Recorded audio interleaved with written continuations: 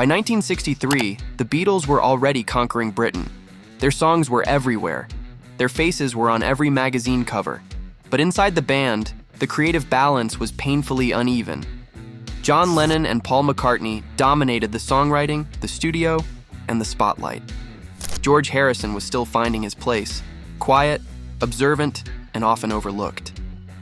While the world saw four equals, George knew the truth. He was the youngest, the least confident, and the only Beatle who hadn't yet proven he could stand on his own as a songwriter. That changed with one song. The song was "Don't Bother Me." Till she's here, please don't come near, just stay away. George Harrison didn't write "Don't Bother Me" out of ambition or inspiration. He wrote it out of irritation. In August 1963, while the Beatles were on tour in Bournemouth, George fell ill and was confined to his hotel room. Outside, the band's momentum continued without him. Rehearsals, interviews, noise, movement. Inside, there was only silence. Later, George admitted the truth. "I wrote it just to see if I could write a song." It wasn't a declaration of talent. It was a private experiment, a moment of self-doubt turned into melody. The lyrics reflected exactly how he felt at the time. Withdrawn, tired, and emotionally distant. "Don't bother me, leave me alone." For the first time, George wasn't trying to sound like Lennon.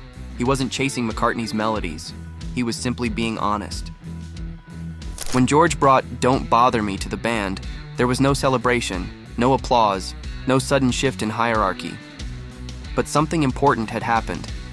For the first time in the Beatles' history, George Harrison had written a song entirely by himself, lyrics and music, and it was good enough to be recorded. The track was completed in September 1963 and included on With the Beatles, making it the first officially released Harrison composition. The arrangement was simple but moody, a droning rhythm, minor key tension, and an almost defensive vocal delivery. It didn't sound like a hit.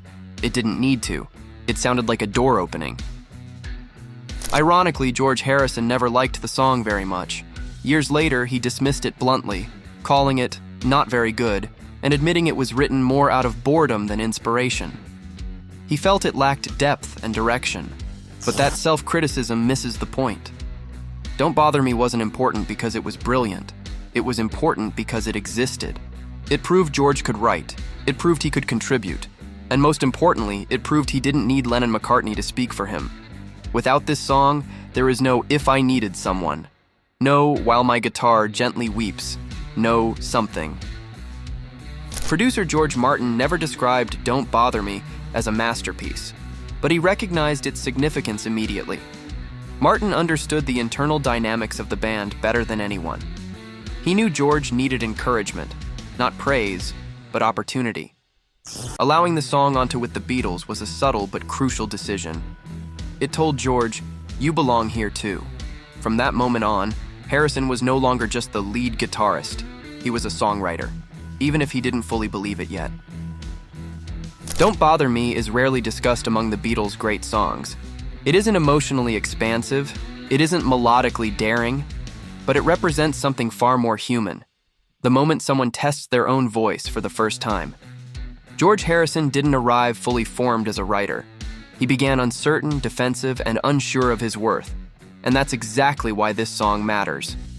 It marks the beginning, not of greatness, but of growth.